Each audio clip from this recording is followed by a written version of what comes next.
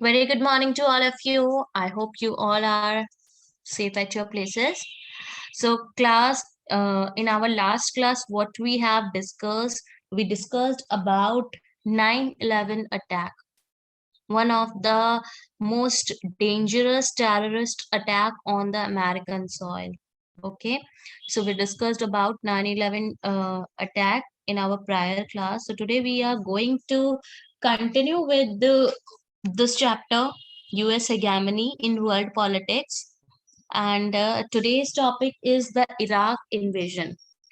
Class, priorly we discussed about the Gulf War, the first Gulf War. We discussed about the first Gulf War. Today, the Iraqi invasion is nothing. It is also known as the Persian Gulf War or the Second Gulf War. Okay, so invasion of Iraq. US invaded Iraq. Okay, we will talk about it, why US invaded Iraq and how it happens. What were some of the reasons US wanted to invade Iraq? Okay, so first of all, the Iraqi invasion, also known as the Second Gulf War or the Persian Second Gulf War. Okay, so first of all, US launched Operation Iraqi Freedom on 19th March 2003 for the invasion of Iraq under the presidentialship of George Washington Bush. Okay, till till the year 2000, the president of America was Bill Clinton. Okay, after that, George Washington Bush became the president of America, and he launched Operation Iraqi Freedom.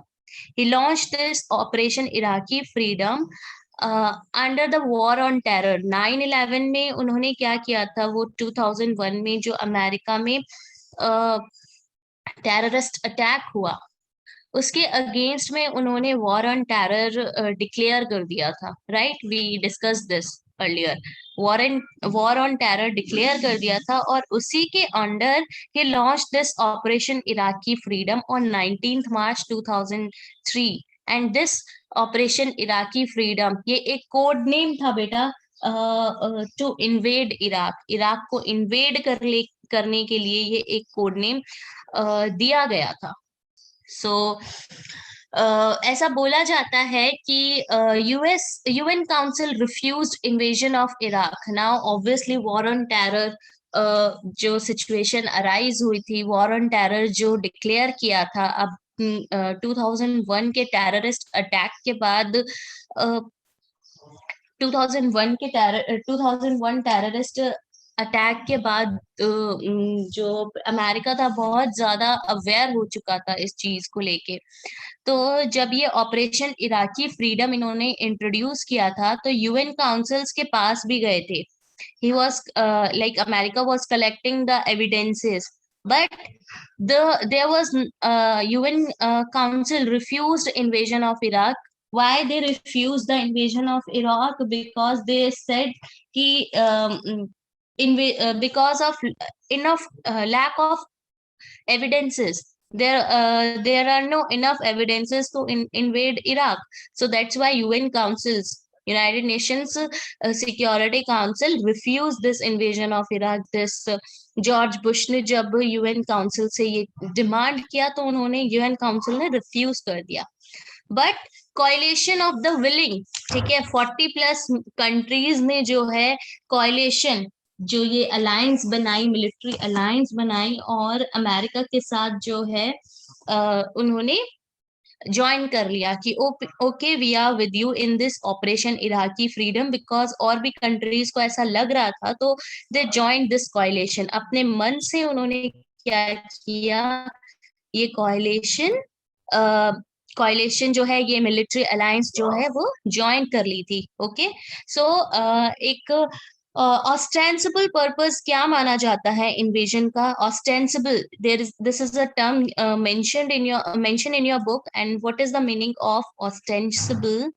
Ostensible का मतलब होता है manifest, like something which seems to be true but it is not necessary to be to something जो real तो दिख रहा है हमें बट कोई जरूरी नहीं है वो रियल है, ठीक है।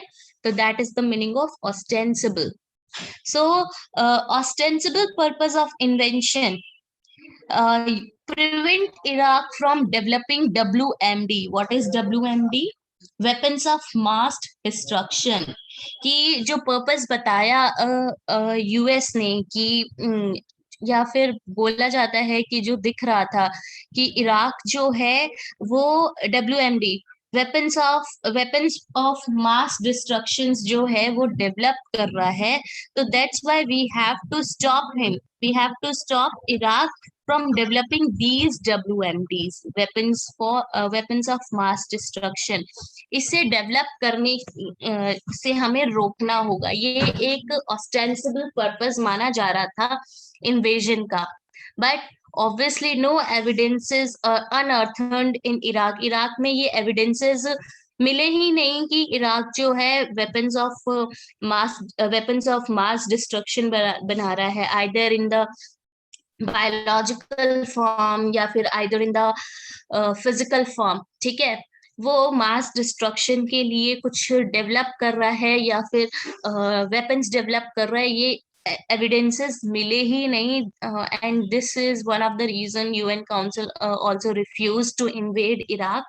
But under war on terror operation Iraqi freedom launched by George Washington Bush, ठीक है। सो ऐसा भी माना जाता है कि जो आप बोल सकते हो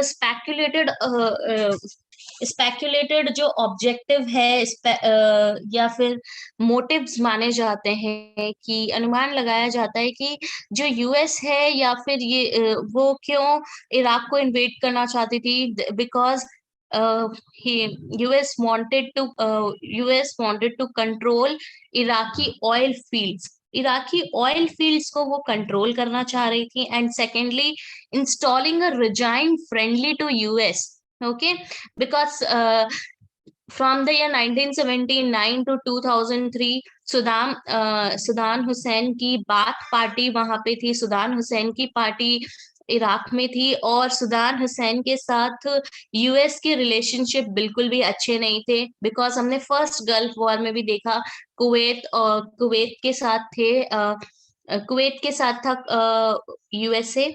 एंड उसमें उस टाइम पे यूएस ने ही क्या किया था, फर्स्ट गल्फ वॉर में उसका पार्टिसिपेट किया था उसने, राइट। बट जो अदर ऑब्जेक्टिव है, ये ऐसा अनुमान लगाया जाता है कि जो ऑब्जेक्टिव था कि यूएस का, वो इराकी ऑयल फील्ड्स को कंट्रोल करना चाहता था, और he wanted to install a regime means government, एक ऐसी गवर्नमेंट इंस्टॉल करना चाहता था इराक में जो यूएसए के साथ फ्रेंड बन के रह सके। Okay, he wanted to install a government or regime friendly to US।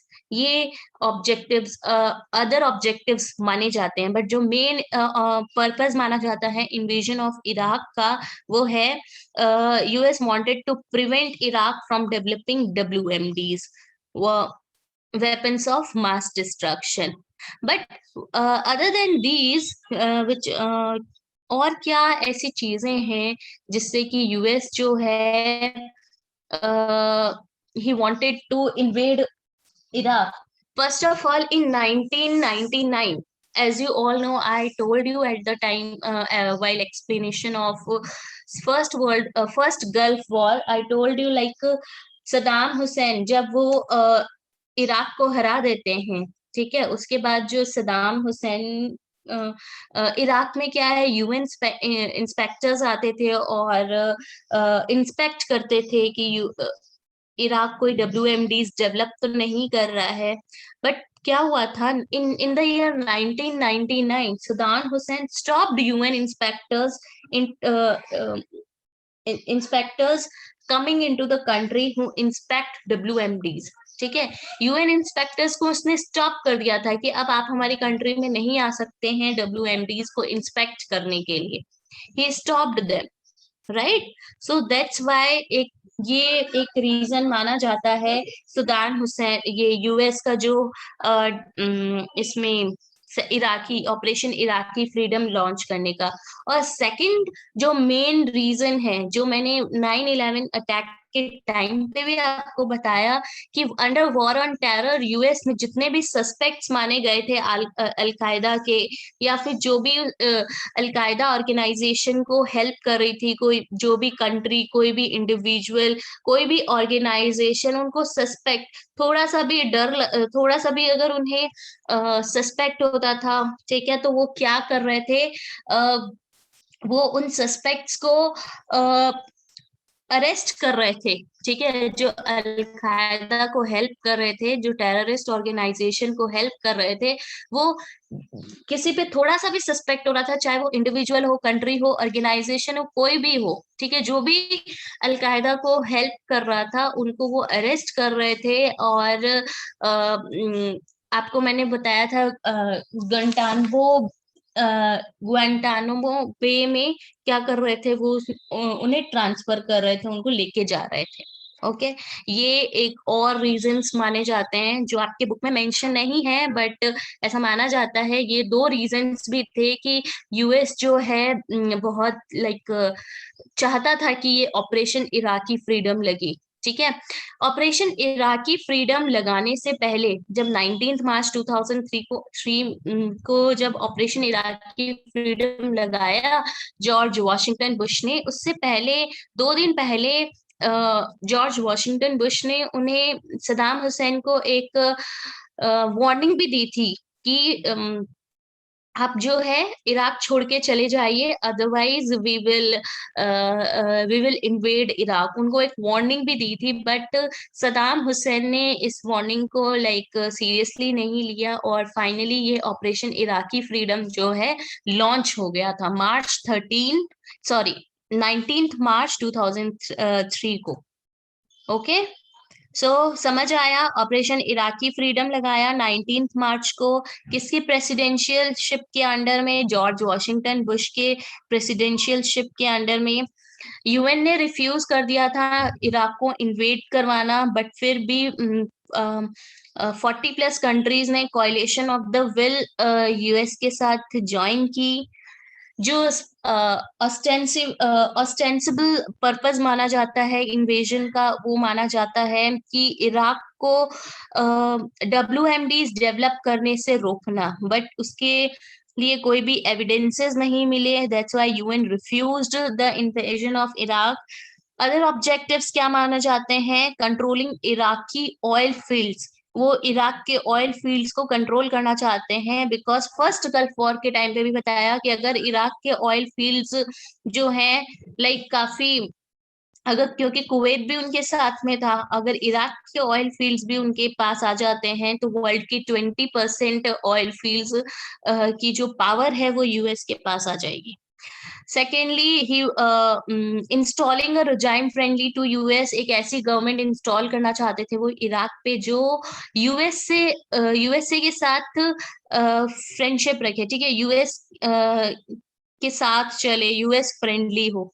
ठीक है, so now our next, US topple down Saddam Hussein. Saddam Hussein ने जो है उनकी वार्निंग को सीरियसली नहीं लिया, and after 48 hours Saddam Hussein जो हैं, यूएस ने operation Iraqi freedom launch कर दिया, यूएसए ने इराक में एंट्री ले ली, और इराक में एंट्री ले ली, उन्होंने वहां के मिलिट्री फोर्सेस को, उन्होंने ट्रूप्स को वहां पे सेंड कर दिया था, और वो सेंड करते करते क्या हुआ, वो बगदाद पहुंच गए। Now just look at this figure, ठीक है, US topple down Saddam Hussain government, वहां की, आप बोल सकते हो वहां का जो पार्लियामेंट था, या फिर वहां सदाम हुसैन का आप घर मान लो, ठीक है, I don't know the name right now कि उस बिल्डिंग का नेम क्या है। ये सदाम हुसैन की जो स्टैच्यू है यहाँ पे बनी हुई थी।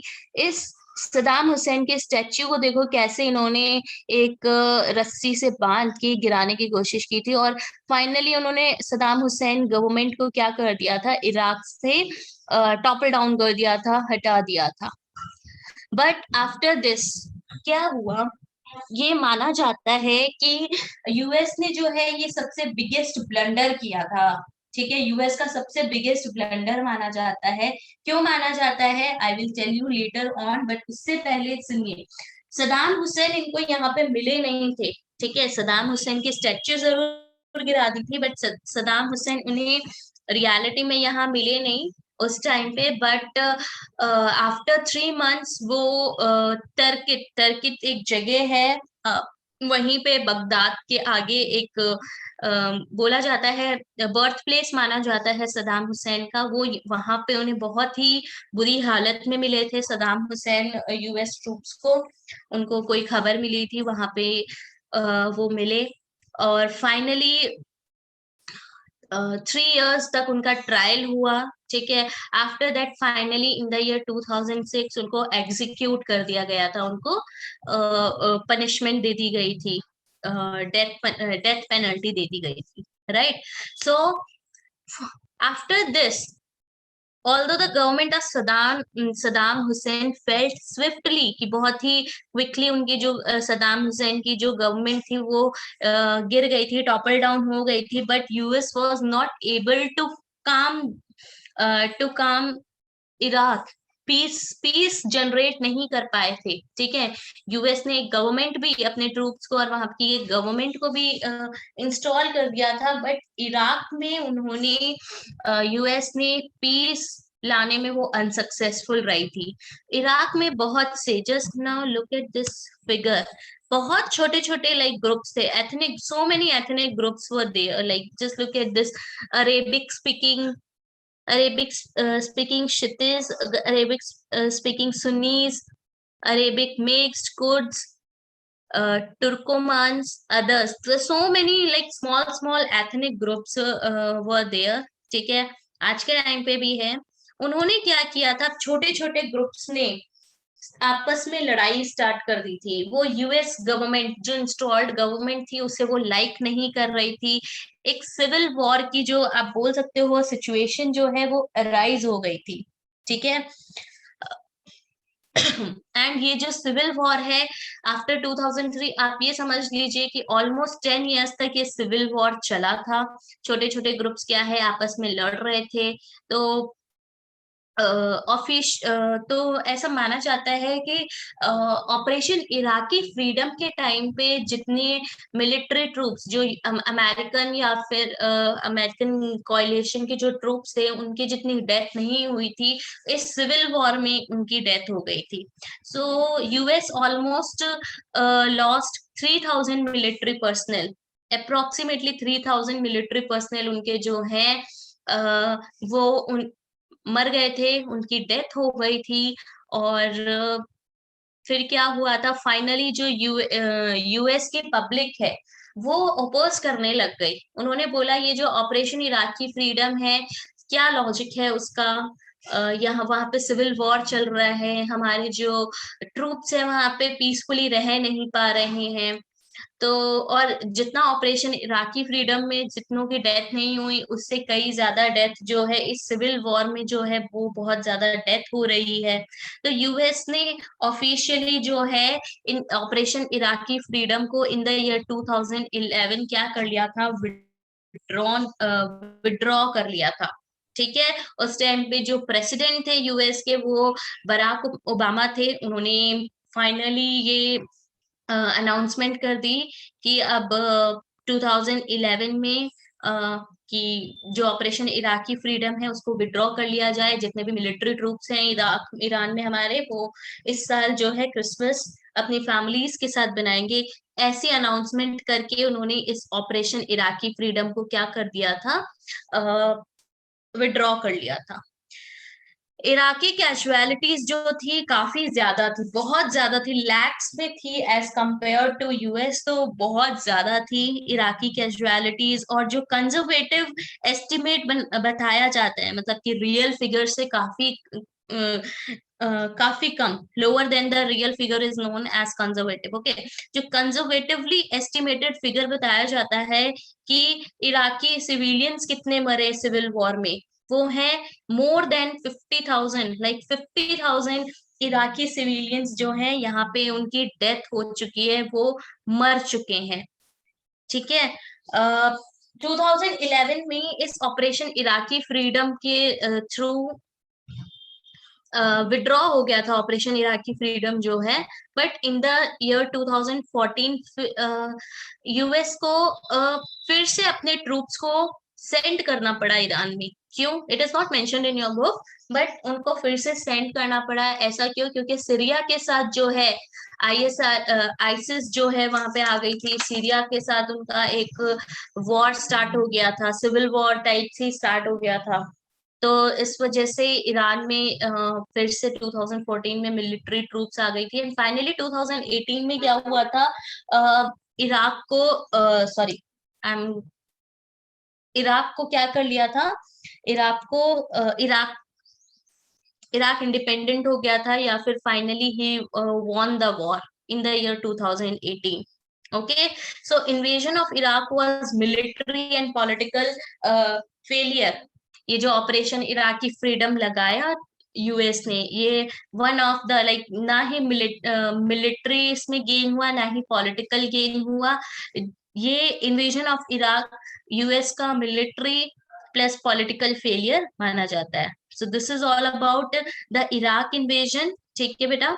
सो इराक इन्वेजन में एक बार हम रिवाइज कर लेते हैं। ऑपरेशन इराकी फ्रीडम को इंट्रोड्यूस किया गया था 19 मार्च 2003 में, और under the presidentialship of George Washington Bush, and he declared this operation Iraqi freedom under war on terror coalition। 40 plus countries का अलायंस बना था, and but UN refuse to invade. UN Council, Security Council refused invasion of Iraq because not enough evidence found for developing of WMDs in the soils of Iraq। So और objectives क्या माना जाते हैं? US wanted to control Iraqi oil fields, and he wanted to install US wanted to install a regime friendly to US. Plus जो US है, माना जाता है 1999 में इराक में क्या हुआ था, इराक में सदाम हुसैन ने यूएन इंस्पेक्टर्स को एंट्री देनी मना कर दी for inspection of for the inspection of WMDs। So one reason, Piyush, 2 मिनट, I am taking your out. Okay, one reason was that, and second reason क्या था? 9/11 अटैक्स। 9/11 अटैक में जितने भी सस्पेक्ट्स माने जा रहे थे, उसके खिलाफ under war on terror US क्या कर रहा था, वो अरेस्ट कर रहा था लोगों को, इंस्पेक्ट कर रहा था। ठीक है, बट सदाम हुसैन को फाइनली उन्होंने टॉपल डाउन कर लिया था, इराक को टॉपल डाउन कर लिया था, बट सिविल वॉर की सिचुएशन अराइज हो गई थी। सदाम हुसैन की गवर्नमेंट, जो बाथ पार्टी से बिलोंग करते थे सदाम हुसैन, बाथ पार्टी जैसे ही टॉपल डाउन हुई उनकी गवर्नमेंट, वहां पे सिविल वॉर स्टार्ट हो गया था, क्योंकि बहुत से एथनिक ग्रुप्स जो है वहां पे रहते थे, और उनके डिफरेंसेस को क्या है, फुलफिल नहीं कर पाए। So that's why civil war start हो गया। फाइनली 2011 में यूएस ने विड्रॉ कर लिया ऑपरेशन इराकी फ्रीडम। जो डेथ कैजुअलिटीज थी, यूएस की 3000 थी, और इराकी कैजुअलिटीज की लाइक उन्होंने फिगर भी नहीं दे रखा है, बहुत लैक्स में थी। इवन इराकी सिविलियंस जो माना जाता है एक फिगर कि 50,000 इराकी सिविलियंस की डेथ हुई।